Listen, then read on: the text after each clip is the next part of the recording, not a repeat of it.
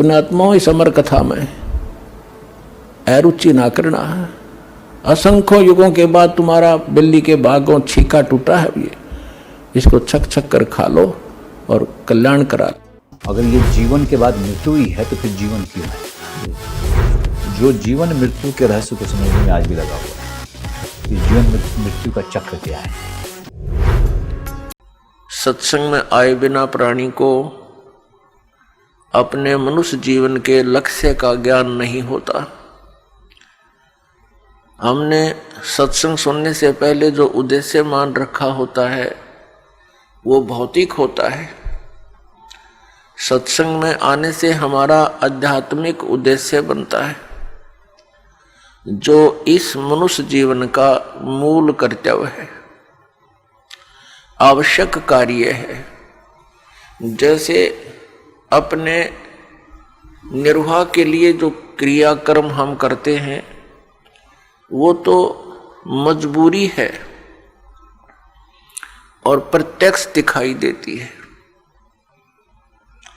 वो भी हमने करनी पड़ेगी क्योंकि वो हमारी व्यवस्था है, मजबूरी है। यदि हम इस शरीर के अंदर कुछ भोजन फीड नहीं करेंगे तो ये काम करना छोड़ देगा। इसकी सुरक्षा नहीं रखेंगे, कोई झोपड़ी मकान महल कमरे बनाकर, तो भी इसको हानि हो गई तो ये व्यर्थ हो जाएगा। क्योंकि ये सब इसको आहार देना, इसकी सुरक्षा रखना, ये किस लिए अनिवार्य है? केवल इसीलिए नहीं कि हमने बच्चे पैदा करने हैं, फिर उनको पालना पोसना है, उनका विवाह कर देना है और फिर मर जाना है। ये तो जो क्रिया है ये हमारे प्रारब्धवश सब हो रही है, ये तो हमारी मजबूरी है। और जो कार्य जरूरी है वो सत्संग से ज्ञान होता है। तो वो पुण्यात्मा धन्य है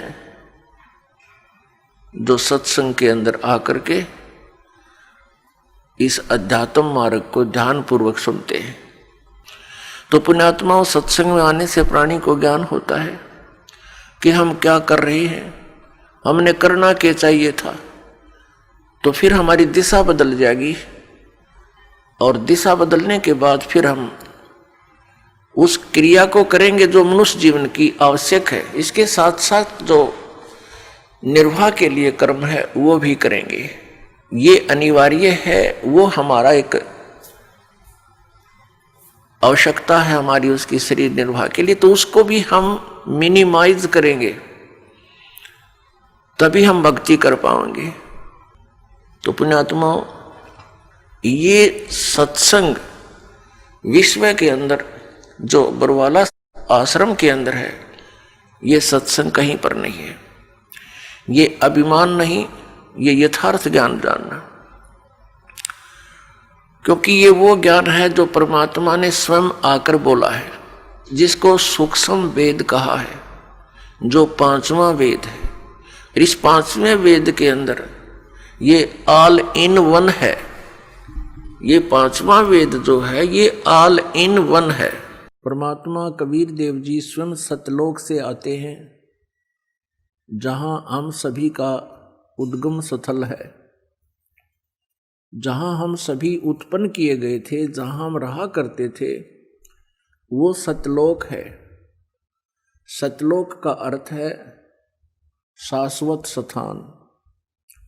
शाश्वत मीन सदा रहने वाला, जिसका कभी नाश ना हो।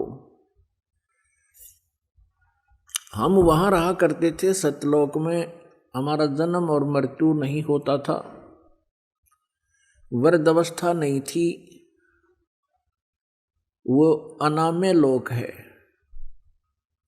अनाम्य का अर्थ होता जिसमें कोई रोग ना हो। एक अनामी लोक है, वो अलग है। अनाम्य का अर्थ होता जिसमें कोई रोग ना हो। हम उस लोक में रहा करते थे और हम अपनी गलती के कारण, अपनी नासमझी के कारण हमने वहां एक भयंकर भूल करी जिस कारण से हम सभी यहाँ काल के जाल में फंस गए। ये काल का लोक है जो श्रीमद् भगवत गीता अध्याय नंबर 11 के श्लोक 32 में खुद कहता है कि मैं काल हूं अर्जुन, अब सभी को खाने के लिए आया हूं, सबका नाश करूंगा। गीता जी अध्याय नंबर 4 के श्लोक 5 और 9 में ये खुद कहता है, अर्जुन तेरे और मेरे बहुत जन्म हो चुके हैं, तू नहीं जानता मैं जानता हूं। मेरे जन्म और कर्म अलौकिक है।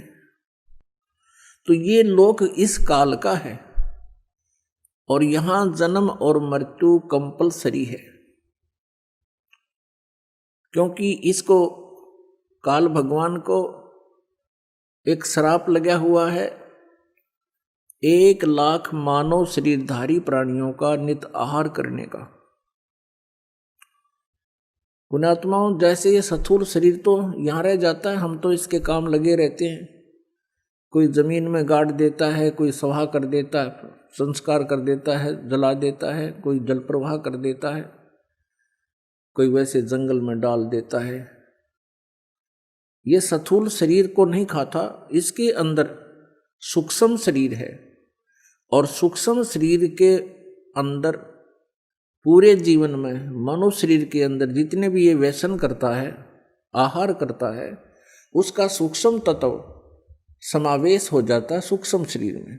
और उस सारे 1,00,000 मानव शरीरधारी प्राणियों को तपतशिला के ऊपर एक बहुत बड़ी तपतशिला माने अपने आप गर्म एक तवे जैसी पत्थर की टुकड़ी उसके ऊपर डाल देता है।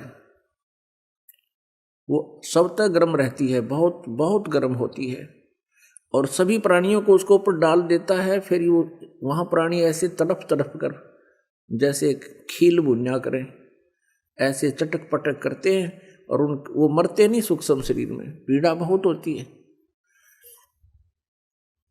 सब तौबा बोल जाते हैं। उनसे निकले हुए गंध को वो काल खाता है। अपने आत्माओं, जिसका उद्देश्य ही यहां खाना है, मारना है और इसीलिए जन्म और मृत्यु यहां कंपलसरी है, तो ऐसे लोक में हम रह रहे हैं।